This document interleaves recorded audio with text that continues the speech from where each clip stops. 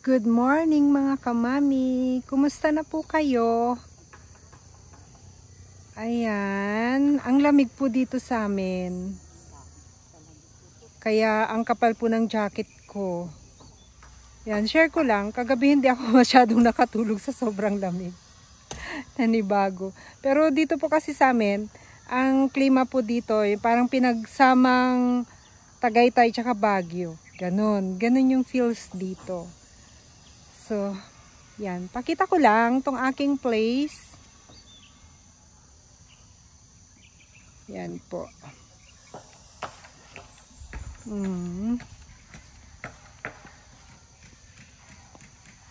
Yan. Tignan nyo po yung mga kapitbahay ko. Nagpapagawa sila ng mga i-house nila. Villa po ata yan. Amen. Ayan. Ayan. Simple lang po yung buhay namin dito. Buhay province talaga, countryside. Pag gusto mong pumunta ng city, 20 minutes drive para makarating ka ng city. Pag namimiss mo yung mga pagkain sa city, yun, pupunta kang city, magdadrive. Pero ano po, ang pag umaga, ang routine ko lang dito, ayan, magdadamo-damo, mag-maintain ng mga flowers sa garden, mga ano namin, halaman, ganon. Tapos, ang simple lang po ng buhay dito. Hindi mo, pagka nandito ka po sa ganitong lugar, hindi mo hahanapin yung maingay na city. Mag-i-enjoy ka at very peaceful. Masaya yung buhay. Kung namimiss mo naman yung isda, meron lang diyan sa kanto, may bilihan diyan ng mga isda. Kasi dito may mga tanim naman ako, mga gulay-gulay na tigko konti lang. Kaya pang sahog-sahog sa gulay meron, or sa isda, mga talbos-talbos. Ayun, may mga tanim kaming talbos dito. Tapos ang mura po dito ng bilihin, lalo na po mga prutas. Ang prutas po dito, kung meron kang yung papaya po, makakabili ka na ng 1 kilo 10 piso lang. Tapos mga ibang prutas po, libre, bigay ng mga kapitbahay. Mga kapitbahay ko dito mababait. Tapos ang pinakamasaya po dito, very safe. Kasi, tignan nyo naman po yung bakod namin, very light materials lang. Tapos ang kitchen namin, open na open. Nakatiwangwang lang po yung mga appliances namin. Pero awa ng Diyos, walang dito. Walang yung masasabing malilikot ang mga kamay. Wala pong ganun. Kaya ang saya po tumira dito. Malapit na po kami sa bundok. Hindi po kita pero ayun po oh. Kung nakikita nyo po yung bundok na po yan, yung taas na yan. Dito po banda may eskwelahan po dyan, elementary school. Kaya minsan naririnig ko po dito yung kantahan ng mga bata sa loob ng room nila.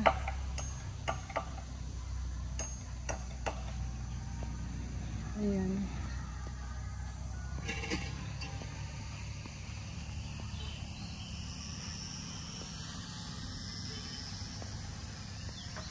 Meron po akong katuray. Kaso lang yung katuray ko, kinain ata ng uod.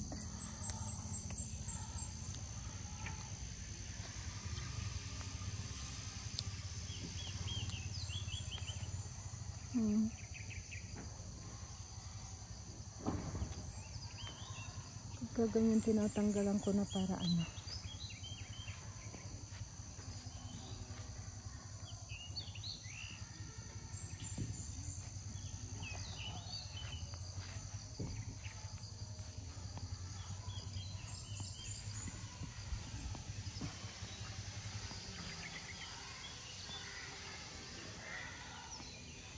Nakikita nyo po ito, itong plants na to. Nabubuhay lang po to sa air. Yung mga bulak dito, yung gitanin mo doon. Wala siyang ugat, pero nag-aano siya, nagsasanga siya. Sa air lang daw po yan nabubuhay. Kaya nakaka-amaze. Tingnan nyo po, tinali lang siya dito ni nanay. Tapos mayroon na siyang sanga. Ayan po, oh, may sanga na siya. Ganda. Kaya nilagyan niya bawat ano. Bawat mga, ano tawag dyan.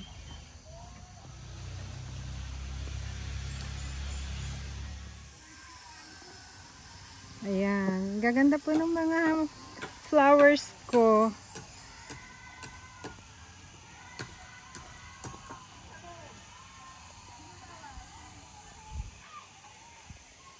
Medyo madumi lang po ng madami ng damo.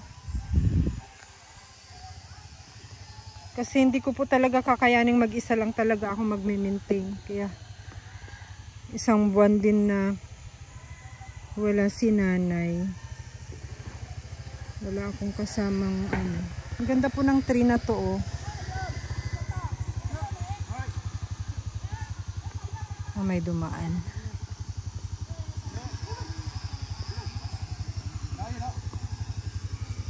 Dahlia.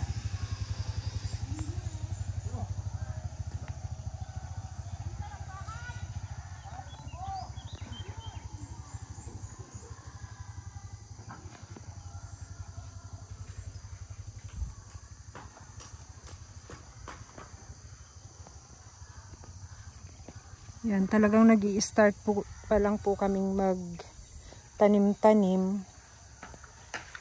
Aking Norfolk pine tree. Aking lemon. Ito po, lemon po yung gilid, pero yung gitna niya kalamansi. Yan, ang galing ng pagkagawa. Variegated. Ang aking chili.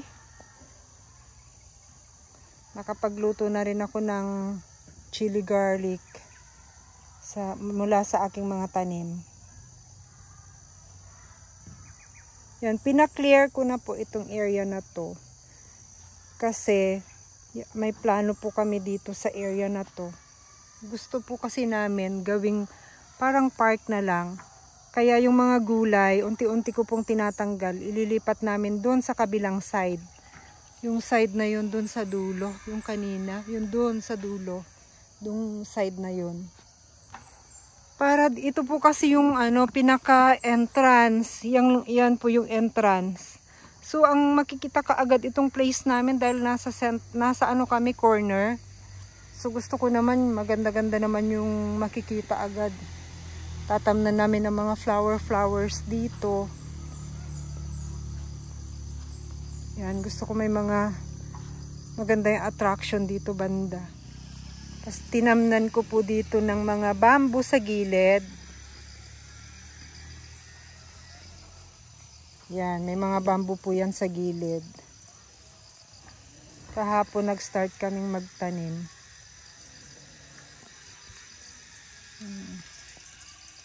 Tinanggal namin yung kamoting kahoy. Mulberry.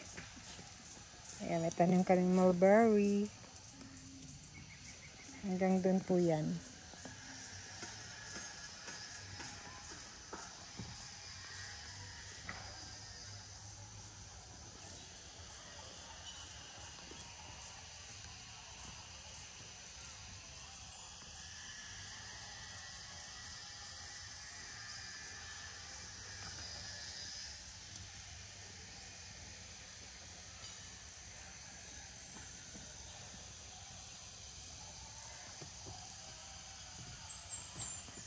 Puro green. Sa Manila walang ganito.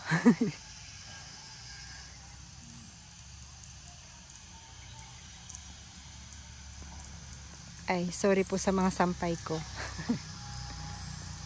Diba? Ito po, itong grass na to, mini-maintain po namin yan. Every 6 days, nagmamower ako. Masipag po ako magmower.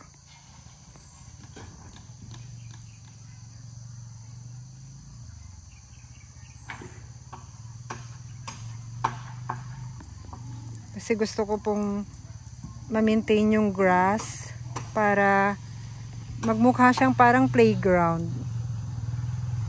So dito po itong ano na to, area na to, at saka dun sa kabila, gusto po namin clear. Kaya gusto namin ganyan, empty. Yung gilid lang po yung tinatamnan namin. Yan po talaga yung dream namin. Malaki yung area, malaki yung lawn, tapos kahit maliit lang, kubo lang talaga yung gusto namin.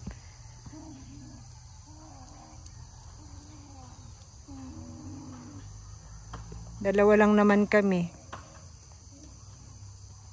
Pag nagbakasyon naman yung mga bata, ilang araw lang.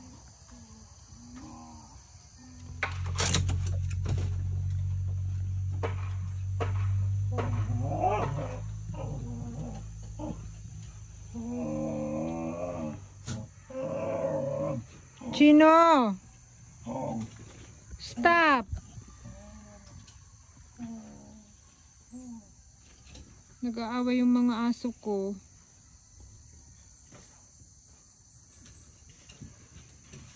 Yan.